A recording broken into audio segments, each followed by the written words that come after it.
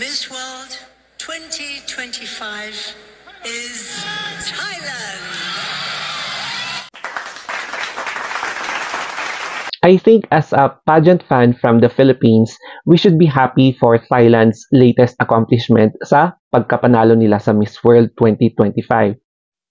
As an ASEAN neighbor from Philippines to Thailand, deserve din naman nila yung tinatamasa nilang accomplishments sa ngayon. Kasi meron silang glam team, meron silang sea of supporters, marami silang mga sponsorship, and hindi sila nagsawa. Very consistent sila sa pagpapadala ng queens, pagte-training ng queens, and pagpro-provide sa mga kinakailangan ng kanilang queens sa mga international beauty pageants katulad ni Opal.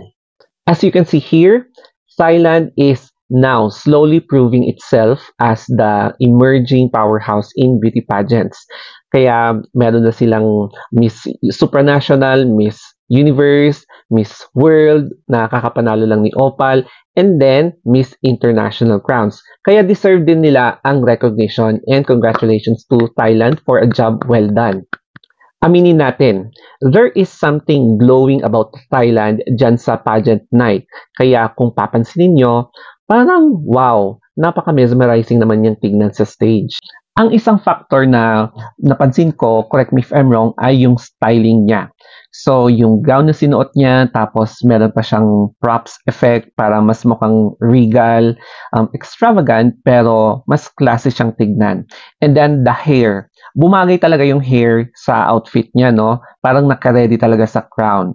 And then, yung facial, eksena niya, the makeup, the styling, lahat, perfect talaga para sa kanyang crowning glory during that night.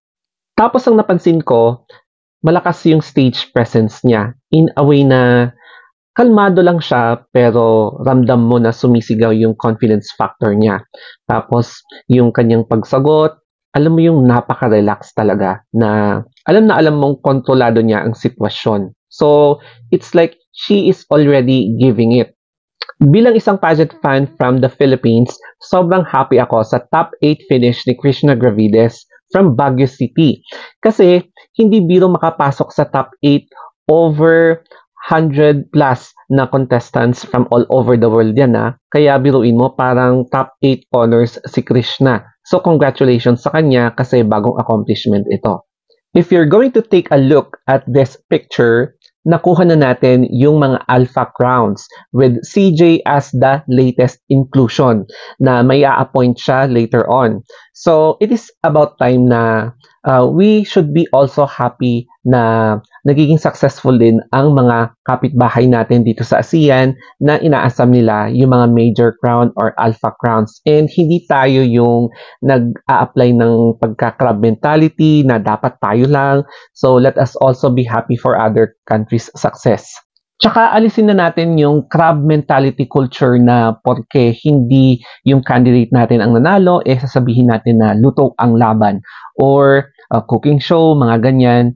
Let us be contented kung sino man yung nanalo.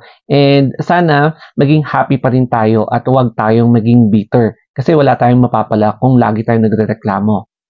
So let us not discredit kung ano man yung mga efforts, hard work, sacrifices, tsaka yung perseverance ni Opal para makamit ang very historic and pinaka-first ever win na Miss World 2023 from Thailand. Kaya let us all be happy for our neighbor kasi somehow nakamit na nila ang isang major crown.